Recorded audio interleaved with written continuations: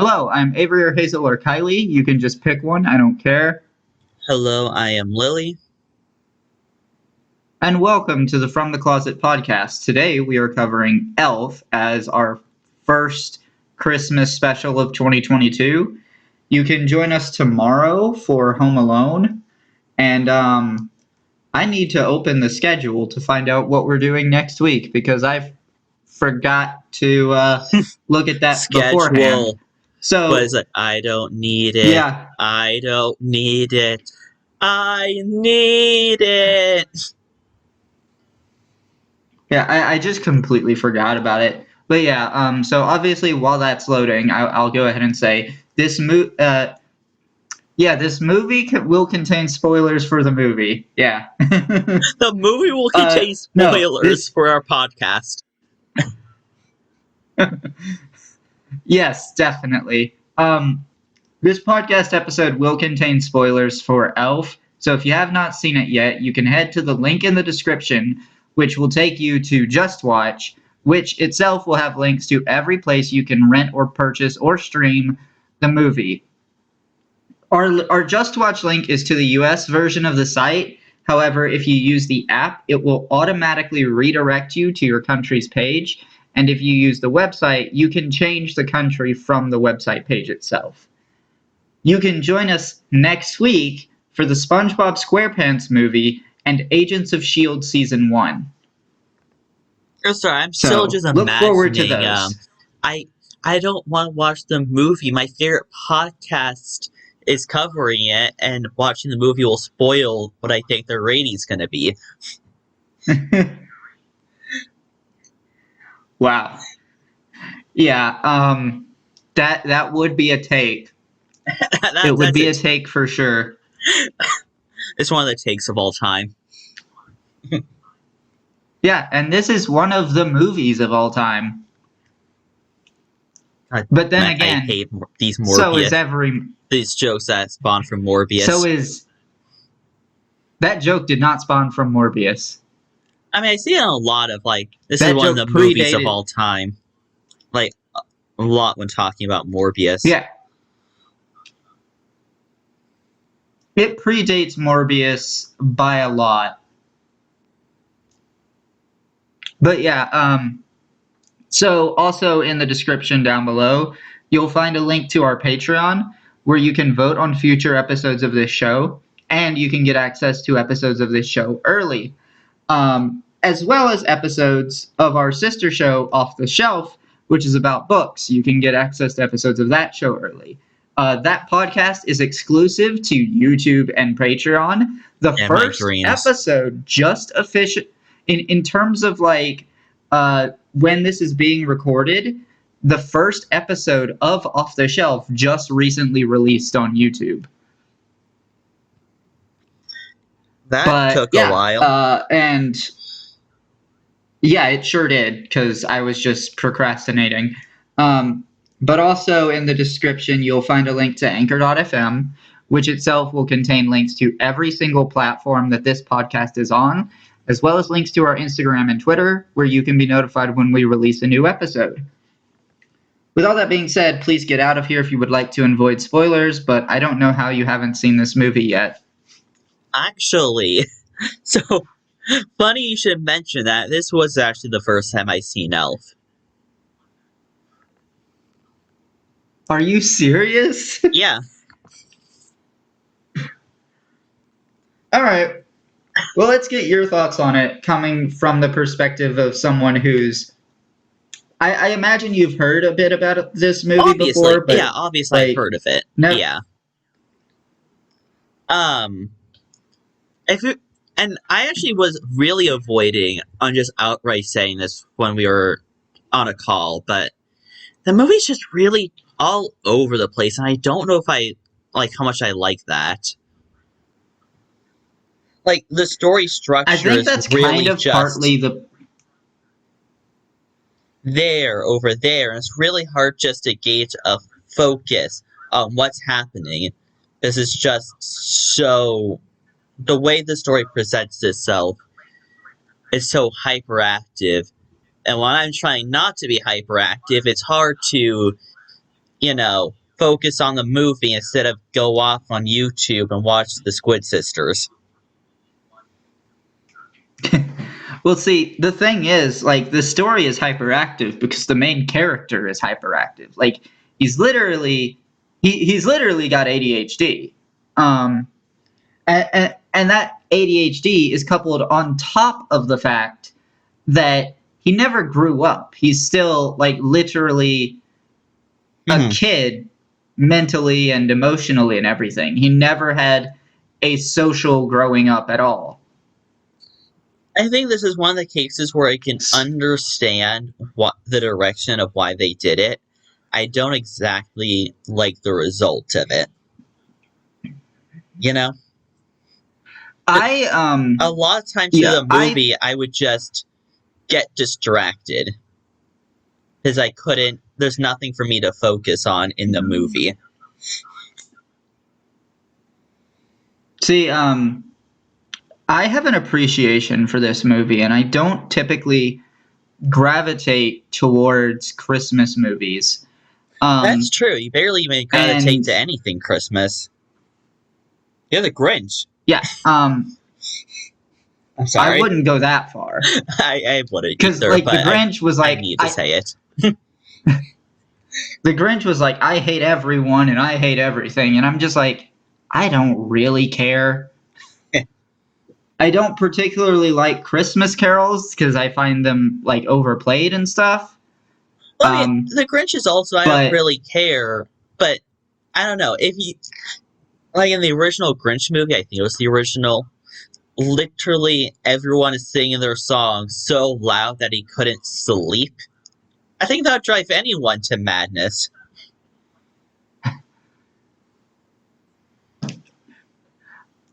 I mean, I'm not exactly going to break into people's houses and steal their Christmas decorations and presents and everything. Why, Santa does it. Well, yeah. He breaks into people's houses, I'll give him that. Yeah, and he steals their cookies and milk. Wait, Santa's the opposite of the Grinch.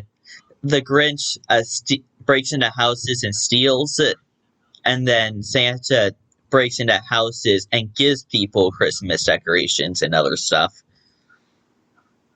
I gotta be honest with you, if someone broke into my house just to start trying to give me stuff, I would feel really weird. I mean, this is why he does it when people are sleeping. He doesn't want it to be That doesn't make it any better. I mean, you're sleeping, so you won't notice it until after it already happened. You don't have a choice in this. I would be very disturbed if I woke up one morning and I found that there was just, I don't know, a Steam Deck sitting in my kitchen. I'm sorry. That I had not purchased. If I woke up and just a Steam Deck was in my room, I ask no questions. I just pick it up and open it. I like, don't get me wrong, I would take it, but I would be very disturbed and I would be making sure to lock my doors and making sure all my windows were locked and everything because, like, I don't know, it's kind of weird. I mean, if you want to protect yourself against Santa, all you have to do is just put a fire under the chimney. I don't think that would work. I can at least pretend. Because like, if I go to sleep, that fire's probably gonna just go out. You're right. You have to stay up all hours of the night protecting yourself. Okay, yeah, wait. How is this our first Christmas special? We're just talking about protecting yourself from Santa. Well, okay. This isn't our first Christmas special because our first one was on the Polar Express. Why is this our first somewhat good one? Ayo. Yeah, because the Polar Express was not a good movie. It just was not. I mean, we're gonna get a lot of flack for that one. We probably already have. Though. I mean, maybe we are. Have we? No. Well, I mean, nobody the only really reason we don't get or flack anything for it because we don't have an audience. We do have an audience. It's just people don't really engage with the content. Oh, except Um, when I make at the fun very of least, we have an. my friend at 24/7 because of it. You know who you Yeah, are. but Love even you. then, he's an. Well, even then, he doesn't engage with the content. He just reaches out to you directly. Yeah. Um, but yeah, this movie, I do have an appreciation for it. Not only for the fact that it actually handles ADHD in a way that's tactful, which Mhm. is more than I can say for the Percy Jackson movies. Uh, Yikes. the book series actually handled it well, but the movies absolutely did not. I mean, the first Um, movie did have like that one but scene of where dyslexia. I think that was. yeah, I I did really appreciate the way that it displayed, like the way they tried to visualize dyslexia. That it kind of seemed cool the way they did it, but it was literally like a grand total of two scenes, and Yeah, it was in the like first nothing. 5 minutes, When in the and book, it was like it isn't referenced. very. It was very established. That's what I was going to do. Say, very established in the It first yeah, book. it was very established in the first book. It's very prevalent all throughout the series. The second movie doesn't even mention it. Doesn't mention ADHD either, but Anyway, that's beside the point. Um, this movie does handle ADHD very well, and it also does comedy quite well. Because this movie is funny, it is pretty and it's funny. Like, mostly just and yeah, it's mostly just Will Ferrell being Will Ferrell. the characters definitely It's do a great. really good job. There is something I've noticed though. I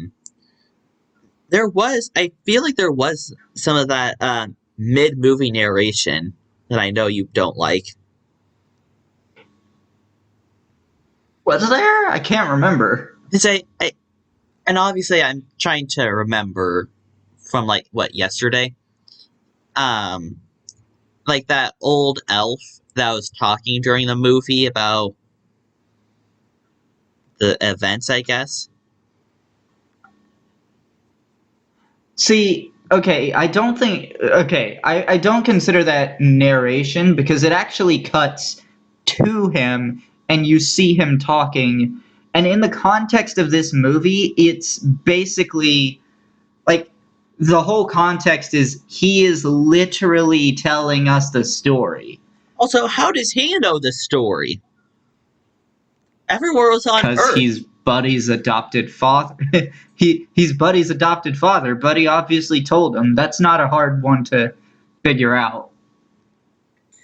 Yes, that one time, yeah, I saw a girl naked. Yeah, this is a story I'm going to tell my parents.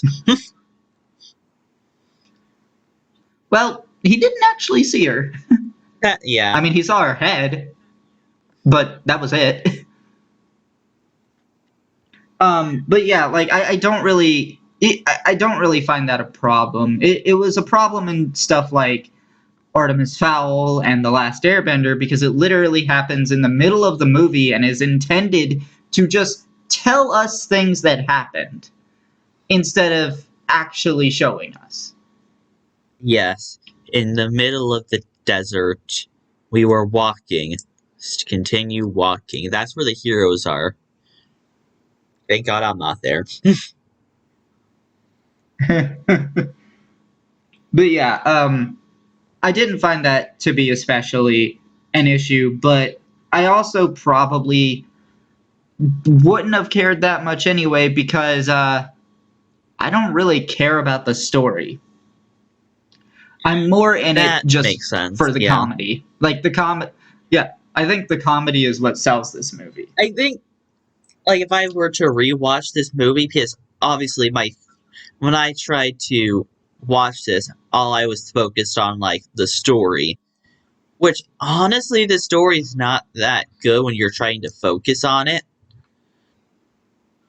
like, it's just all over the place.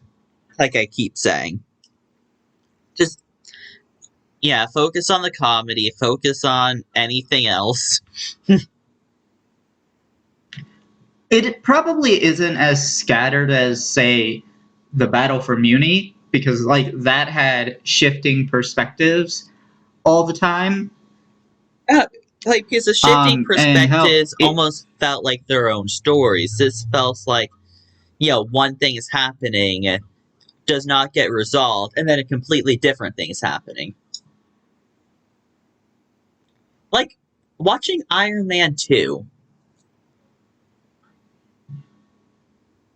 but less than that. that kind of makes sense. Yeah, like that kind of makes sense, except I think like Iron Man 2 is a lot more extreme because like Yeah. Iron Man 2 Iron Man 2 felt like they tried to cram a bunch of stories into one movie and it just didn't work.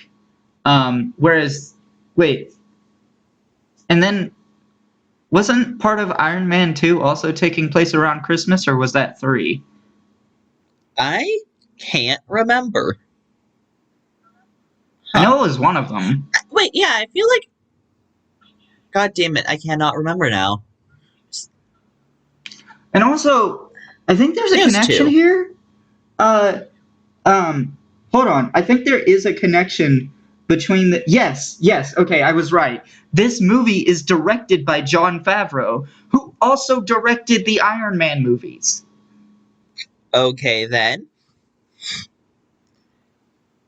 That was a weird thing that just happened. What was? The fact that we connect, like I just said, Iron Man without any prior knowledge of they're the one that directed it. Well, I mean, to be fair, it was mentioned in the cinema therapy video. I just couldn't remember if it was the cinema therapy video on this movie that it was mentioned in, or if it was a different movie that I was remembering. Hmm. But yeah, I can't actually remember if I fully watched the cinema therapy video or just got halfway through. Or it would have been 3/4 way through. I don't. Well, I know I watched a significant amount. I just but cannot remember yeah, the ending. like there is quite a bit going on. There's like, but I think that's natural when you have a character like Buddy, because he's going to be getting into all these different situations because he has ADHD and because he's still, socially speaking, a kid Hmm. and doesn't know how to manage ADHD, probably doesn't even know he has it. So, yeah, it's a lot. Cinema I do therapy want to touch was. on the romance in this movie. Oh yeah, Go actually, ahead. no, I'm letting you touch on the romance.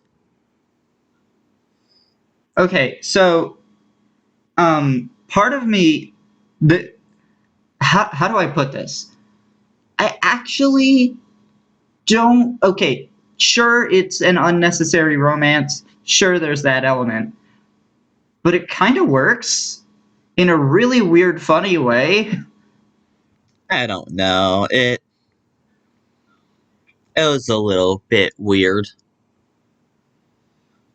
It is a little weird, yes, but like I don't know. Part of me kind of likes that, like his more uh childlike manner is kind of what like allows her to soften up. I kind of like that development, if you will. It's a nice dynamic, but obviously a lot of things that are wrong with a lot of movie romances apply to here. It's in the span of a few days of randomly knowing each other. You had that weird scene of Buddy walking on her taking a shower. Like, Yeah, that scene is weird, but and I mean that's then beside the this point. romance is just blossoming out of nowhere. I don't know. Like, I great wouldn't say it's out of dynamic, nowhere. It does develop throughout the course of the movie. and especially how you barely see them together a lot.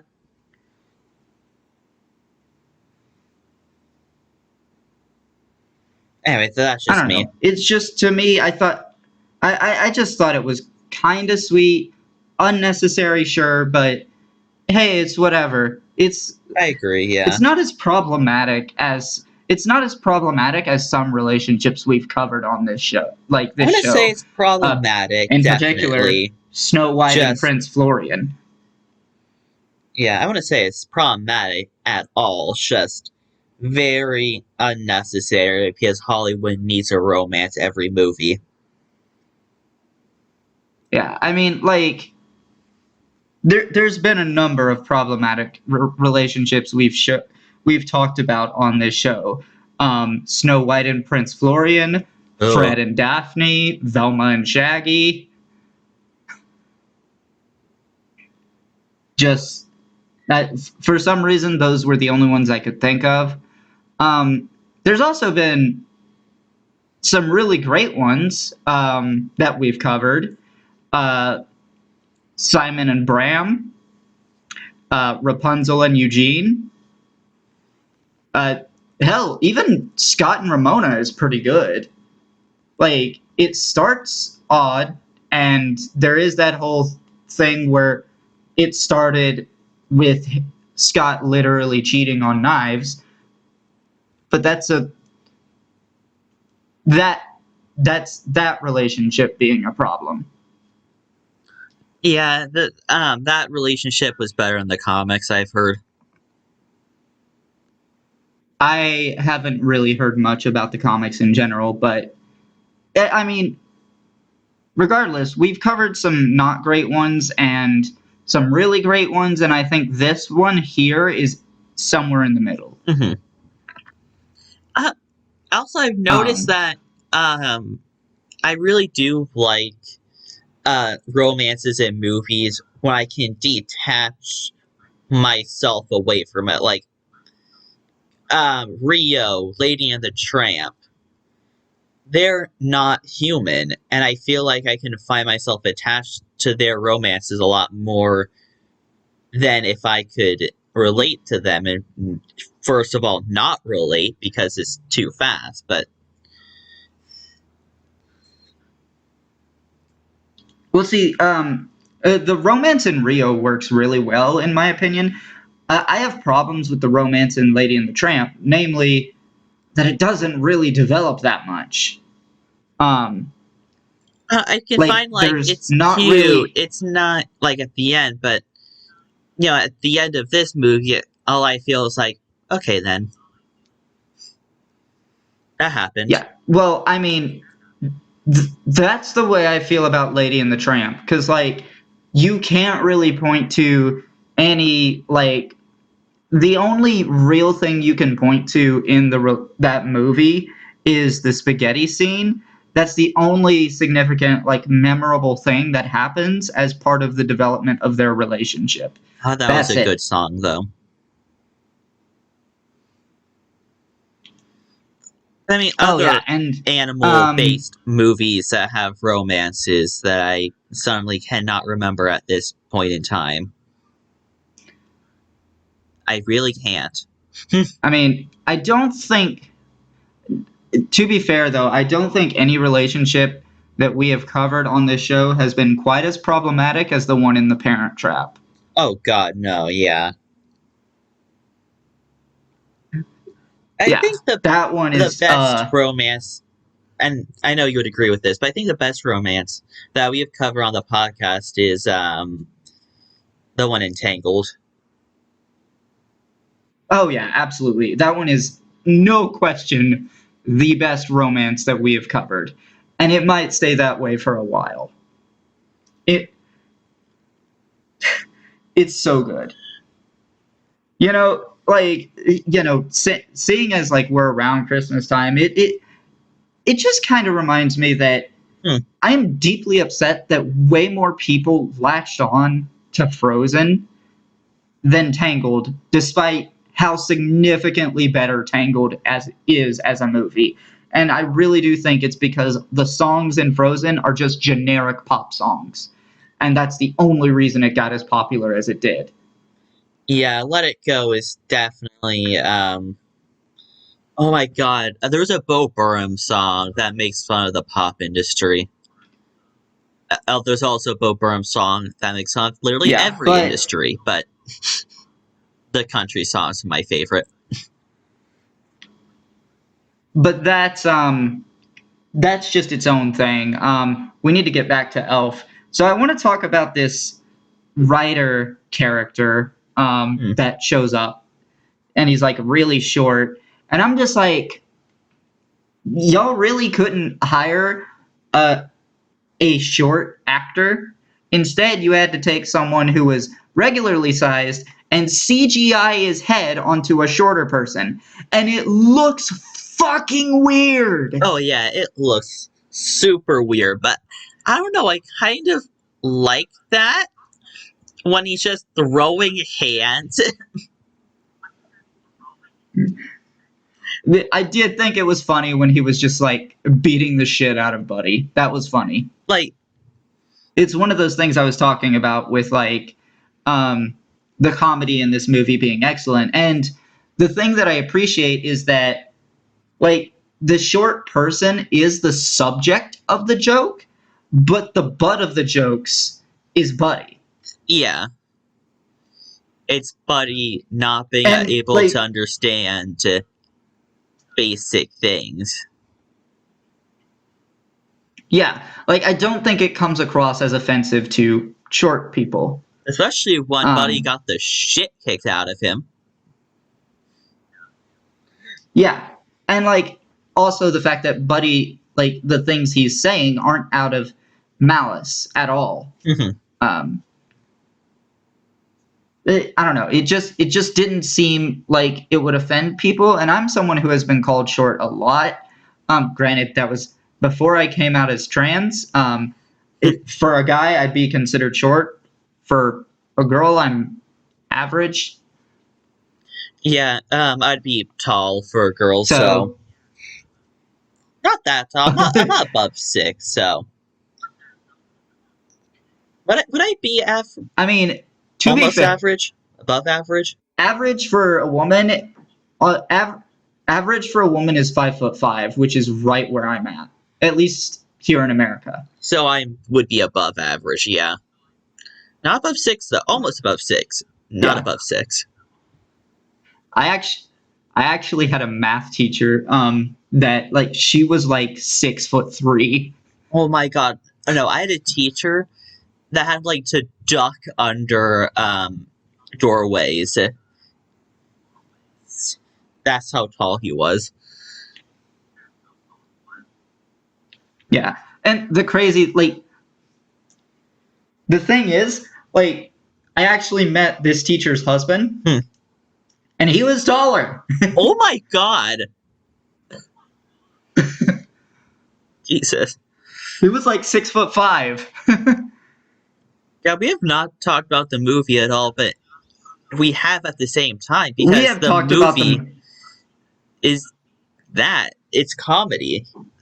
That's yeah, like we have talked about the new movie a number of times, but like also, I do want to touch on some of the other elements too. The whole idea of like the relationship between Buddy and his biological father. I can't think of his name. Walter Hobbs. That's it. I think it's a nice one to see develop over time, and it's nice to see Walter Hobbs just like become a better person throughout the course of the movie.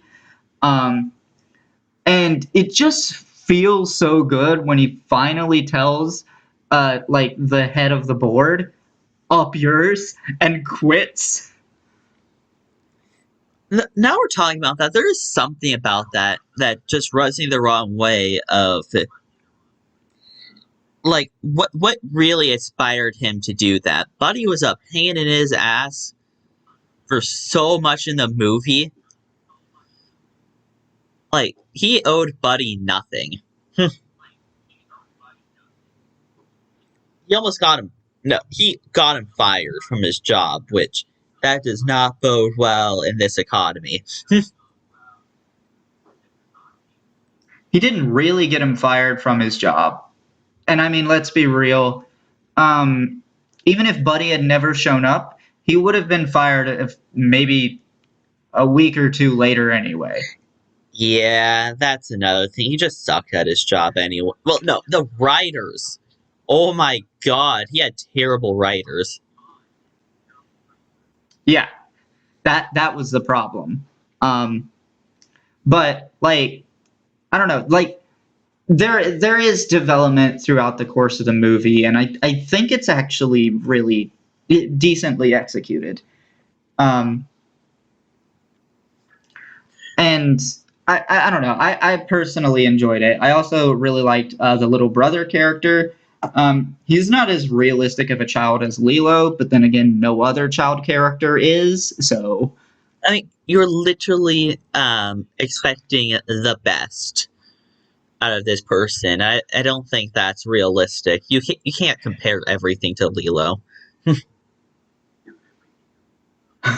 yeah, but I mean, he's still a pretty believable child at the very least. Definitely, yeah. I like the scene where it's like, wait, where did you say you were from again? Just like when he finally started to believe him. Yeah, it's really cool and stuff. And then like, I said that I don't like Christmas carols, and that remains true. But I do really kind of like the scene where pretty much everybody is singing "Santa Claus is Coming to Town," just because like it works pretty well narratively. Oh, definitely. It was a kind of weird. I will say though, scene like, go ahead. Everyone is being powered by. Okay, actually, no, this is weird. Because the sleigh is being powered by this turbine instead of, the Christmas joy, the Christmas cheer. But what I'm having an issue with is what the hell are the reindeer doing? What are they, just for show? Turbine or Christmas the movie, carols? Like, what the hell is this, the reindeer up to? They're doing something. They're looking cool. They're looking cool. Like, why aren't the reindeer just... But yeah. Can the reindeer fly without a turbine, or the power of Christmas compels you? The power of Christmas compels you. Oh my god. I don't know. But another scene that I thought was funny? What? I really liked when the little kid just kind of gets in front of the camera, has this book filled that is from Santa, that is filled with like what everybody really wants, and he's reading off these things, and he says something that's like not very masculine, and then we cut to a bunch of like very masculine looking dudes, and it's like must be another person with the exact same name. Like, I thought that was funny. And then like the reporter is like, oh, that's cute, and he's like, and is like not really believing him, and then he's like, what's your name? And then she tells him her name, and he's like, blah blah blah name wants her boyfriend to stop to propose and stop blah blah blah whatever, commit already. It was funny. The phrasing was hilarious, and I was just like, yep, that's funny. What's your name? I can reveal all your darkest secrets about you.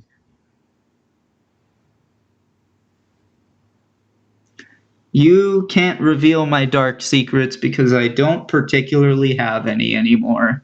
You eat cheese. That's not a dark secret. On In fact, that is a Wednesdays. pretty yellow secret. You eat cheese on Wednesdays. How dare you, Avery? I'm pretty sure I did not eat cheese yesterday. The only thing I do on Wednesdays is wear pink. What about... God damn it.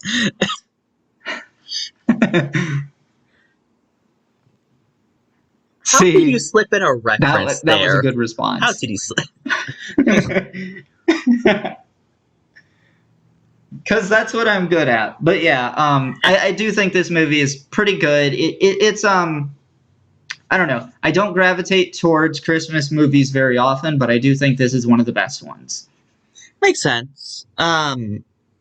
So there's something I do want to ask because we haven't recorded Home Alone yet. But how do you feel about Home Alone then? See, that's what I'm going to be very curious about because Oh, as a kid, I never liked Home Alone.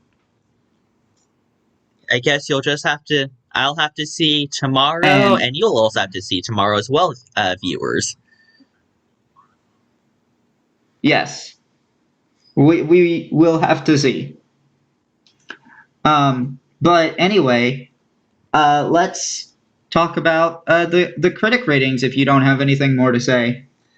Other than obviously I don't Do you? view this as much as you do, but I still do find this a very decent movie.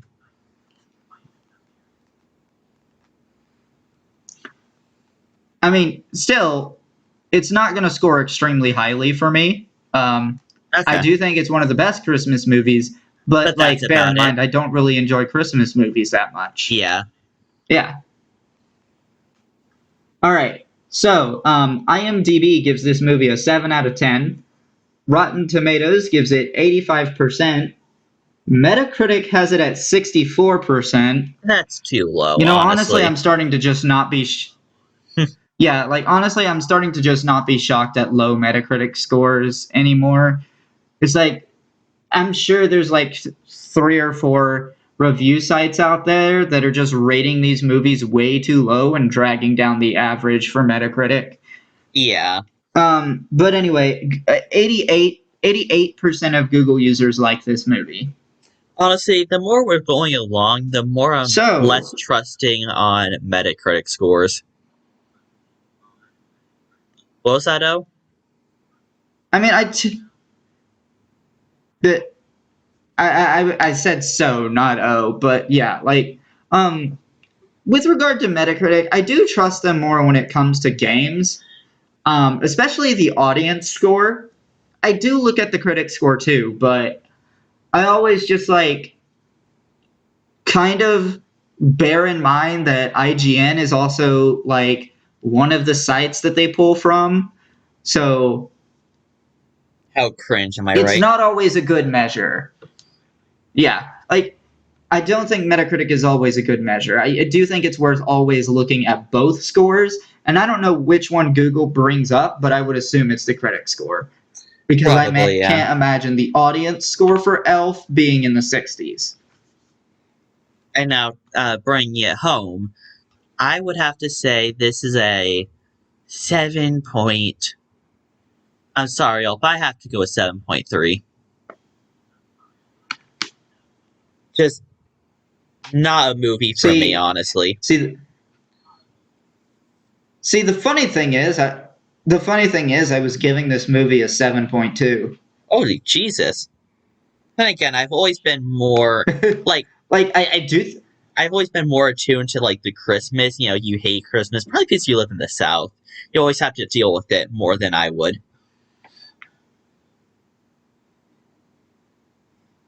Yeah, and like obviously at some point we are going to be covering movies that lean more into the Christianity side of Christmas, purely because it's a religious holiday and we can't exactly cover a lot of Christmas movies and somehow manage to avoid it. Yeah. But what's our Violent Night episode? Oh, God. I don't know if that movie looks interesting. I don't know if it looks good or bad. I Honestly, can't really make up my mind on it. I do want to watch it, though. I'm not particularly sure I want to watch it in theaters, but I would want to watch it. Yeah, maybe next year. Maybe. Maybe. I'm not setting that in stone because, like, you never know what that's going to be available on. Yeah, and we have And other movies that we have to cover as well. And to be perfectly honest, like, this episode was almost canceled and replaced with It's a Wonderful Life. Oh, right. I do actually have to say something after the episode. More information about this. Anyway. But other than that, let's that's just something privately. For a while. Yeah, so with all that being said, you can join us tomorrow for Home Alone and next week for the SpongeBob SquarePants movie and Agents of S.H.I.E.L.D. Season 1. But with all that being said, I've been Avery, that's been Lily. We will be seeing you.